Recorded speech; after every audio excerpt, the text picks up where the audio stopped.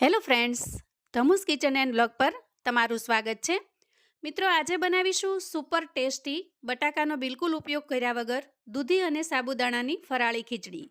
વ્રત કે ઉપવાસમાં ફરાળમાં તમે ઘણી જુદા જુદા પ્રકારની ખીચડી ટ્રાય કરી હશે, પણ બધા કરતાં સાવ અલગ અને હેલ્ધી એવી આ ખીચડી 100% ક્યારેય ટ્રાય નહીં કરી હોય. આ સુપર ટેસ્ટી બનતી ખીચડી જો એકવાર બનાવશો તો હવે પછી ક્યારેય બટાકાની ખીચડી બનાવવાનું મન નહીં થાય. તો ચાલો ઝડપથી બનાવવાની રીત જોઈ લઈએ. સૌથી પહેલાં આપણે 1 વાટકી જેટલા સાબુદાણા લઈશું. તો અહીં આપણે જેટલી ખીચડી બનાવી હોય એના પ્રમાણમાં સાબુદાણા લેવાના છે. આજે હું 2 જણ માટે ખીચડી બનાવી રહી છું, તો મેં એ પ્રમાણમાં સાબુદાણા લીધેલા છે. હવે આપણે એક મિક્સિંગ બાઉલ લઈશું અને સાબુદાણાને એમાં ટ્રાન્સફર કરીશું. થોડું પાણી નાખી અને સારી રીતે ધોઈ લઈએ, જેથી કરીને એના અંદર કાંઈ ધૂળ માટી કચરો હોય તો એ નીકળી જાય. અને સારી રીતે ધોઈ આ પાણીને દૂર કરી લઈએ. તો જુઓ, આ રીતે ધોઈ અને એમાંથી બધું જ પાણી આપણે નિતારી લેવાનું છે. ત્યાર પછી આપણે જે વાટકીના માપથી સાબુદાણા લીધેલા છે એ જ વાટકીના માપથી પાણી ઉમેરવાનું છે. તો અહીંયા 1 વાટકી સાબુદાણાની સામે 1 વાટકી જેટલું પાણી ઉમેરીશું અને આ રીતે સાબુદાણાને સારી રીતે ફેલાવી લઈશું. ખાસ કરીને સાબુદાણાની જ્યારે આપણે કોઈ પણ વાનગી બનાવતા હોઈએ અને એમાં સાબુદાણાને પલાળવાનું સ્ટેપ હોય તો એ ખૂબ જ મહત્વનું હોય છે. કેમ કે સાબુદાણા જો સારી રીતે પલળેલા હશે તો જ તમારી રેસિપી સારી બનશે. આજે આપણે અહીંયા દૂધી અને સાબુદાણાની ફરાળી ખીચડી બનાવી રહ્યા છીએ, તો એના માટે પણ એકદમ પરફેક્ટ એવા પલળેલા સાબુદાણા હશે તો જ આપણી ખીચડી ખૂબ સરસ એવી બનીને તૈયાર થશે. તો અહીંયા તમારે પરફેક્ટ માપ પ્રમાણે જેટલા સાબુદાણા છે એટલું જ પાણી ઉમેરવાનું છે. હવે આપણે મિક્સિંગ બાઉલને ઢાંકી દઈશું અને આ રીતે 4 કલાક જેવું સાબુદાણાને સારી રીતે પલળવા દઈશું. હવે અંદાજે 4 કલાક પછી આપણે સાબુદાણાને ચેક કરી લઈએ. તો જુઓ, અહીંયા સાબુદાણા આપણે જેટલા પલાળ્યા હતા એના કરતાં સાઇઝમાં ડબલ થઈ ગયા છે અને આ રીતે એકદમ સરસ રીતે પલળી પણ ગયા છે. આ રીતે નીચે તમે ચેક કરશો તો નીચે બિલકુલ પાણી પણ નહીં હોય, એટલે કે આપણે જેટલું પાણી સાબુદાણાની અંદર ઉમેરેલું છે એ બધું જ સાબુદાણામાં સોક થઈ ગયું છે. આ રીતે સાબુદાણાનો એક દાણો લઈ અને ચેક કરી લઈએ. જુઓ, આરામથી મેશ થઈ જાય છે અને આ રીતે મેશ થઈ જાય તો સમજવાનું કે એકદમ પરફેક્ટ રીતે પલળી ગયા છે. હવે આપણે આગળની તૈયારી કરીએ. આજે આપણે એકદમ ટેસ્ટી અને નવી રીતે બિલકુલ બટેકાના ઉપયોગ કર્યા વગર દૂધી અને સાબુદાણાની ફરાળી ખીચડી બનાવી રહ્યા છીએ. તો એના માટે આપણે અહીંયા દૂધી લઈશું. અંદાજે 500 ગ્રામ જેટલી આ દૂધી છે એમાંથી હું અડધી દૂધીને કાપી લઉં છું. હવે દૂધીના આ પીસની આપણે છાલ ઉતારી લઈએ. અહીંયા દૂધીનું પ્રમાણ તમારે થોડું વધારે રાખવું હોય તો વધારે પણ રાખી શકો છો અને ઓછું રાખવું હોય તો ઓછું રાખી શકો છો. તો તૈયાર કરેલા દૂધીના પીસને આપણે ખમણી લેવાનો છે. એના માટે થઈને મેં અહીંયા મીડિયમ જે કાણાવાળી આવે છે એવી ખમણી લીધેલી છે અને દૂધીના પીસને ખમણી લઈશું. તો જુઓ, અહીંયા દૂધીનું ખમણ બનીને તૈયાર થઈ ગયું છે. હવે આપણે ગેસ તરફ જઈશું. અહીંયા ગેસ ઓન કરી અને ગેસ ઉપર મેં એક નોનસ્ટિક પેન મૂકી દીધું છે. આજની ફરાળી ખીચડી બનાવવા માટે આપણે નોનસ્ટિક પેનનો ઉપયોગ કરીશું અથવા તો કોઈ જાડા તળિયાની કડાઈ લઈશું. હવે જુઓ, અહીંયા મેં 1 વાટકી જેટલા શિંગદાણા લીધા છે. સૌથી પહેલાં આપણે આ શિંગદાણાને રોસ્ટ કરી લેવાના છે, એટલે કે શેકી લેવાના છે. ગેસની ફ્લેમને એકદમ ધીમી રાખી અને શિંગદાણાને સારી રીતે શેકી લઈએ. હવે અહીંયા જુઓ, શિંગદાણા સારી રીતે શેકાઈ ગયા છે. શેકેલા શિંગદાણાને આપણે એક પ્લેટની અંદર કાઢી લઈએ અને ઠંડા થવા દઈએ. હવે આપણે કડાઈમાં 1 ચમચા જેટલું તેલ લેવાનું છે.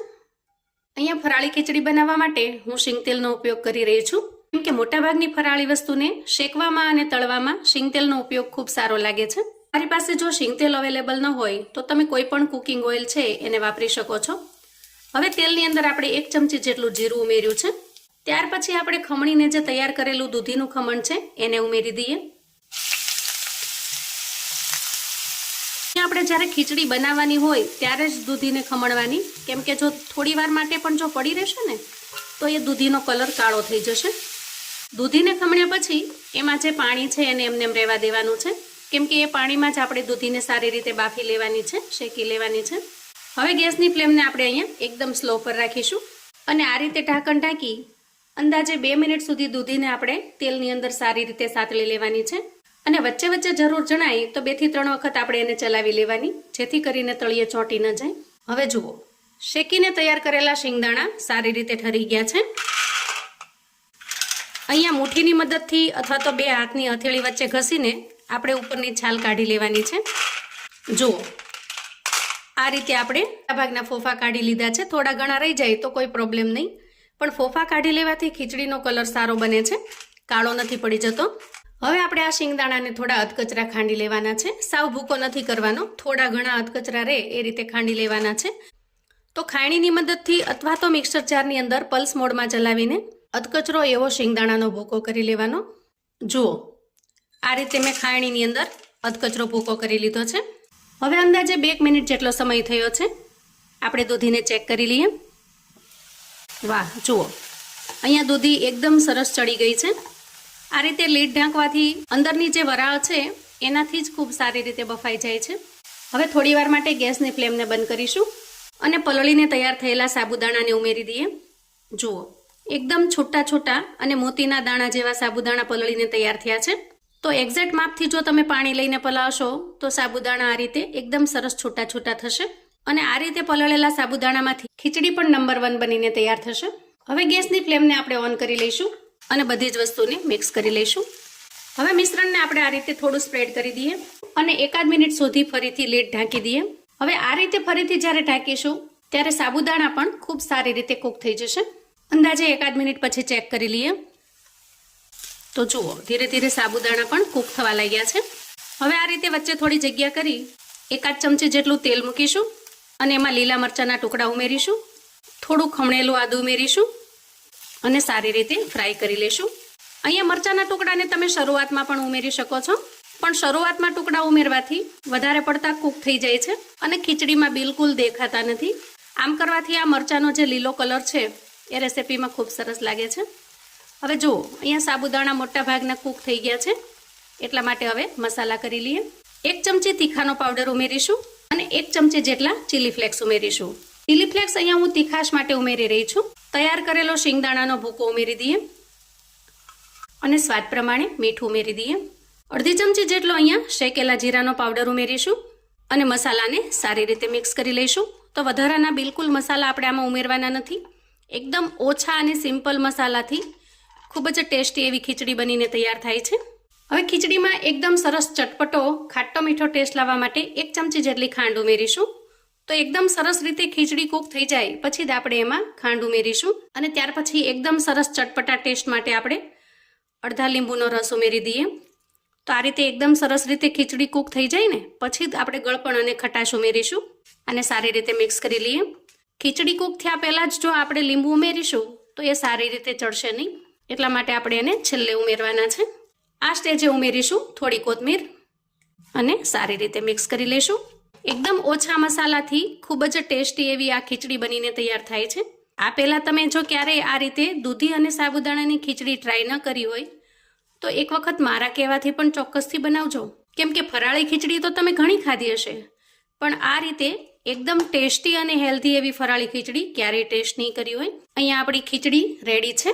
ગેસની ફ્લેમને આપણે અહીંયા બંધ કરીશું અને ખીચડીને સર્વ કરી લેશું. વાહ, જુઓ એકદમ સરસ છૂટી છૂટી અને ફરસી એવી દૂધી સાબુદાણાની ખીચડી બનીને તૈયાર છે. ટેસ્ટમાં એકદમ સરસ મજાની ચટપટી બને છે. અહીંયા તમને બટેકા ન હોવાનો બિલકુલ ખ્યાલ પણ નહીં આવે. અને ખાસ કરીને જે લોકો ફરાળની અંદર બટેકા ખાવાનું ટાળતા હોય અથવા તો જેને બટેકા ખાવાની મનાઈ હોય છે એને માટે એકદમ સરસ પરફેક્ટ એવી આ ફરાળી ખીચડી છે. અહીંયા ઉપર થોડી કોથમીરથી આપણે ગાર્નિશ કરી દઈએ અને થોડા દાડમના દાણાથી પણ ગાર્નિશ કરી લઈએ. અહીંયા તમે ખીચડી બનાવતી વખતે થોડા દાડમના દાણા પણ ઉમેરી શકો છો અંદર, એનાથી પણ ખૂબ સરસ ટેસ્ટ આવે છે. તો આવું અવનવું જાણવા માટે અને મને સપોર્ટ કરવા માટે ચેનલ પર જો તમે નવા છો તો પ્લીઝ ચેનલને સબસ્ક્રાઈબ કરો. વિડીયો ગમે તો લાઈક અને શેર કરો. તમારા સગા સંબંધી મિત્રોને પણ આપણી આજની દૂધી સાબુદાણાની ફરાળી ખીચડીની રેસિપી ચોક્કસથી મોકલી આપજો, જેથી એ લોકો પણ બનાવીને તૈયાર કરી શકે, એન્જોય કરી શકે અને એના પરિવારને પીરસી શકે. કોમેન્ટમાં મને ચોક્કસથી જણાવજો મિત્રો કે આજની આ ટેસ્ટી એવી ફરાળી ખીચડીની રેસિપી તમને કેવી લાગી છે. તમે મારો આ વિડીયો કયા ગામથી જોઈ રહ્યા છો એ કોમેન્ટમાં ચોક્કસથી જણાવજો. એ લખવાનું બિલકુલ ભૂલતા નહીં. ફરી મળીશું એક નવી રેસિપી સાથે. ત્યાં સુધી આવજો મિત્રો.